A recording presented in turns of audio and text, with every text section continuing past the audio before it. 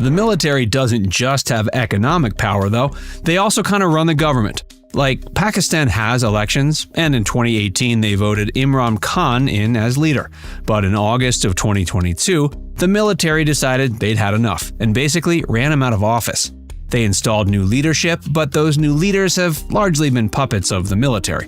There's theoretically a free and fair election happening in 2023, which is actually one of the reasons Pakistan is having trouble getting a bailout. More on that in a minute. And just like the military elite in Pakistan, the country's uber-rich are also guilty of hoarding cash. And the cash they spend often goes to buying foreign products like luxury items. In other words, very little of their money goes towards helping the country's economic issues. In the last 6 months, for example, there was reportedly $1.2 billion spent on imports of high-end cars, electric vehicles, and car parts. And most of these purchases were by the ultra-wealthy businessmen and by army generals. This extreme imbalance of wealth, combined with general government corruption and all the global disasters recently, have left Pakistan in a state of chaos.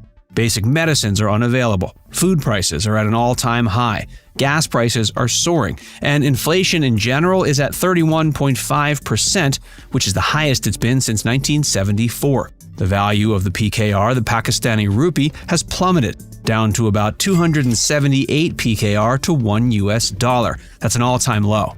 It's estimated that more than 1 million people are on the verge of unemployment, and they'd be joining an already struggling workforce, which has had rising unemployment since 2019.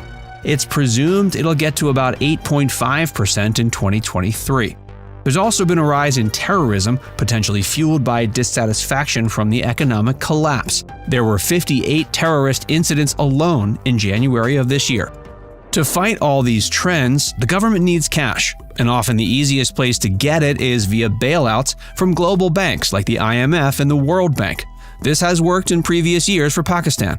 As recently as 2019, the IMF gave them $6 billion, and yet Pakistan is essentially right back where they were before getting that money, if not in a worse position. And while these global banks are looking to help bail out countries in need, they do have certain stipulations before they'll give money. And these all boil down to how confident they are that a country receiving a bailout won't just squander it and come asking for more. At the moment, these banks are concerned that with the upcoming 2023 election, much of the money they give as a bailout would go towards politicians advertising and spending money to win the election. But beyond the election, the banks have communicated to the government of Pakistan the types of changes that need to be made to secure bailout funds. And most of these changes are austerity measures, aka moves to cut spending and generate revenue. But since there aren't a lot of opportunities to raise revenue at the moment, it's mostly about cutting, and not just budgetary spending. The government has been essentially forced to cut literal electricity to many of its cities and towns. Citizens are currently struggling to live with no electricity for most of each day, which, combined with the high cost of food and other staples, makes the living conditions in the country pretty miserable. They've also agreed to impose a levy on petroleum products and have basically doubled gas prices. They've set up an anti-corruption task force to try to keep potential bailout money from being mismanaged. While Pakistan is a developing country, it's also a vital one in the region and in global politics. This is furthered by the fact that it's a nuclear power.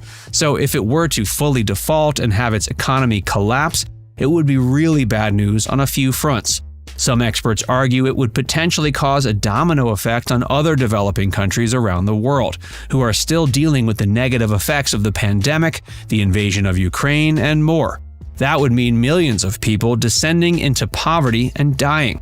There's also the issue of the nuclear arsenal. If Pakistan were to collapse to the point where it didn't have a central power to guard its nuclear weapons, it could mean the arsenal could be stolen or sold off to the highest bidder. So many people argue that Pakistan needs something of a reset. It has already begun to adopt harsh but necessary measures, but the government has to find ways to restructure itself so that it not only is less prone to corruption, but that it also can break free from the power and the greed of the military.